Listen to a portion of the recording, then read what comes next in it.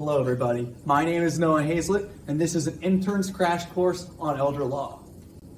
And this is the show where I take what I learned during my time here as an intern at the law office of Samantha K. Wolf, and I share what I learned with you guys so you can be better prepared as clients of the law offices.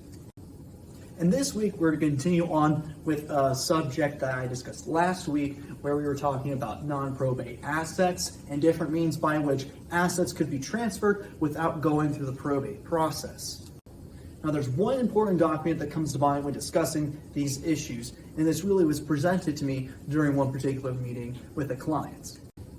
I sat down with Attorney Wolf and she met with a client who was attempting to figure out all the different affairs surrounding a living trust that was under a company that she owned.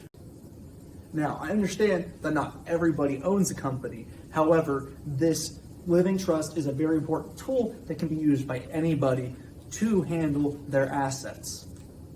Jumping right into it, a living trust is a document which outlines a set of rules on how certain assets listed within that document are to be used. For example, let's say there is life insurance in a living trust. A grantor can decide that only a certain percentage of that life insurance can go to any one beneficiary. So in this episode, I'm going to describe all the different aspects of living trust, and maybe you will see that it might be something that would be helpful for you. Now this document is created whenever this creator of the document is alive, thus giving it the title of a living trust. Now, the individual who creates this document and owns the assets which are being added to it is called the grantor, with the beneficiary being a recipient of the assets, as I discussed in last week's episode. Now, both liquid and non-liquid assets can be found within a living trust, and if you want to learn more about the difference between the two, you can watch last week's video where I dived into liquid and non-liquid assets. So there are a few critical differences between a last will and testament and a living trust. The first of which was previously mentioned, is that a living trust does not have to go through the probate process, whereas a last will and testament does. However, beyond that even, a living trust has the ability to become a revocable living trust, meaning that it can change over time after the document was signed. This essentially means that for those who have the right to edit this trust, they have the ability to add and remove different items and assets from this trust. It should be noted that there are such things as irrevocable living trusts, which are essentially similar to last will and testaments, where they cannot be edited after the point of being signed and are only applicable at the death of the person who created it or the grantor.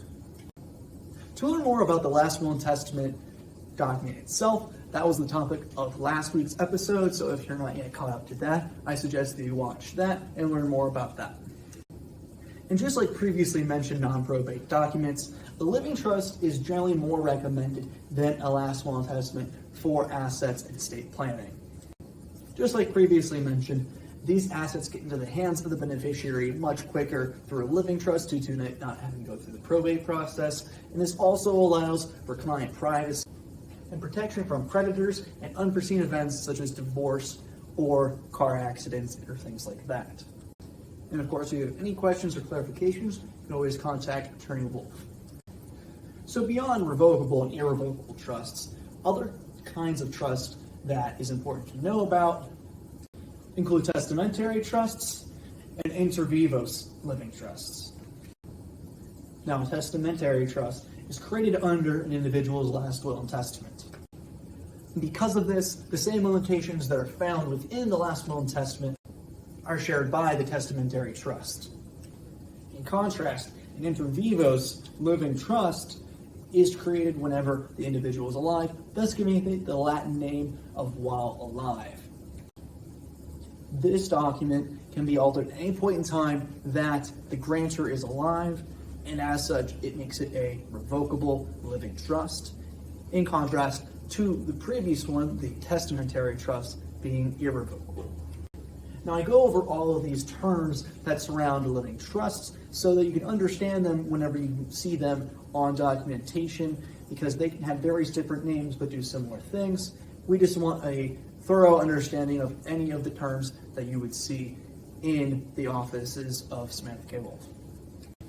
So in the event that the grantor does not retain certain powers within the living trust, that document becomes a non-granted trust. It should be noted that it's more difficult for a non-grantor to make edits to the trust. So essentially the trustee is in charge of managing the trust and all of the assets within it. Another important role is a trust protector. Now this is an individual whose job is to take assets out of the trust in the event that a creditor is attempting to obtain it. They can pull those assets out of the trust before the creditor has access to them. And so in essence, they're protecting the actual physical assets themselves from creditors and people who aren't listed in the trust as beneficiaries. So those are all the basic concepts and terms surrounding living trusts.